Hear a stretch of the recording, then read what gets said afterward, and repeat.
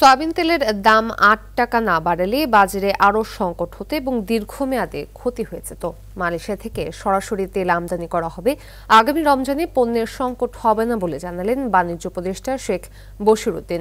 Economic reporters ফোরামের award অনুষ্ঠানে কথা বলেন তিনি আরও বলেন, টিসিবির ১ কোটি কার্ড বিতরণ ও ডিলার নিয়োগে ব্যাপক অনিয়ম হয়েছে। রাষ্ট্রীয় সম্পদ যেন ইনসাফের সাথে ব্যয় হয়। বাজারের সিন্ডিকেট মুষ্টিমেয়।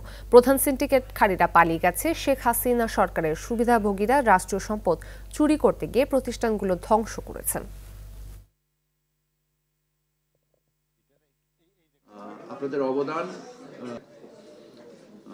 আমরা জানি যে ৫ই আগস্টের বিপ্লবে তেলের দাম ৮ টাকা বাড়িয়েছি।